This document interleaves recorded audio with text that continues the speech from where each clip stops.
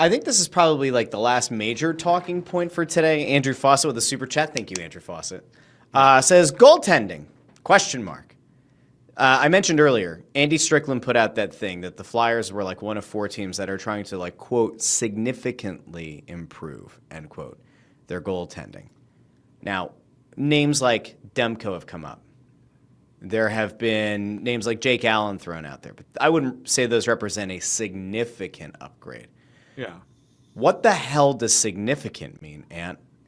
Well, Like, I don't. What like Jake Ottinger, not available. We've talked about that contract. Pete DeBoer got the axe, so it's not him. Could Skinner be on his way out from the Oilers? And by the way, would that represent a significant upgrade? Yeah. I mean, over Alexei Kolosov it would. Do you exactly want Stuart Skinner? I'm not sure I do. What does significant look like? Because there's no free agent netminder coming up that I think would qualify as significant. Any ideas who he could be alluding to? Like who could be out on the market right now? Who could be on the trade block that we don't know about? I have not gotten any names. I do know that they are looking hard at goaltending. Okay. That is 100% thing that they're doing, and it would not surprise me if something gets done this week. But I've not heard any specific names.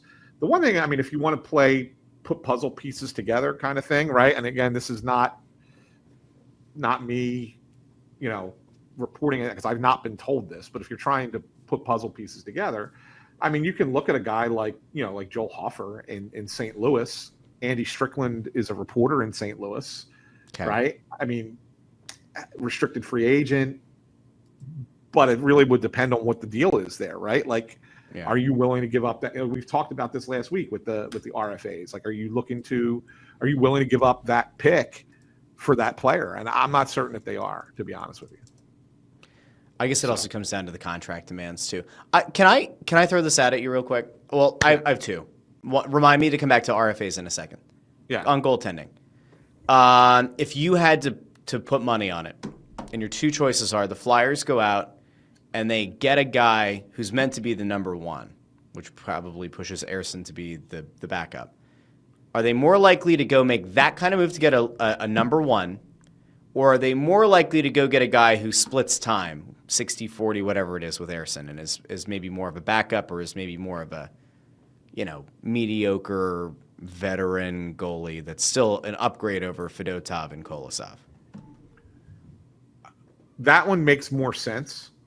The latter. The latter makes more sense.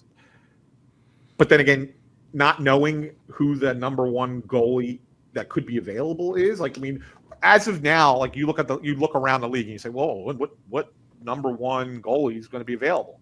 I can't come up with one, right? But that doesn't mean that conversations haven't been had about one. So it depends on who the guy is. But I still think it's the latter. I think it's somebody to split time with Ersson.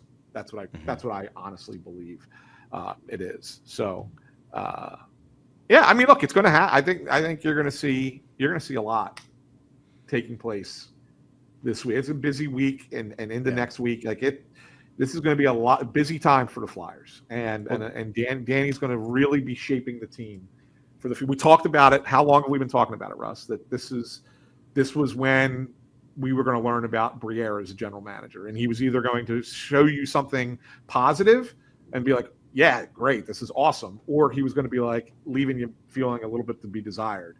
And first step is a good one, with the Zegras deal. But I think he's going to go get a goalie. I think he's talking with other teams about other possibilities. The Buffalo stuff is very real. He's been in constant communication with them.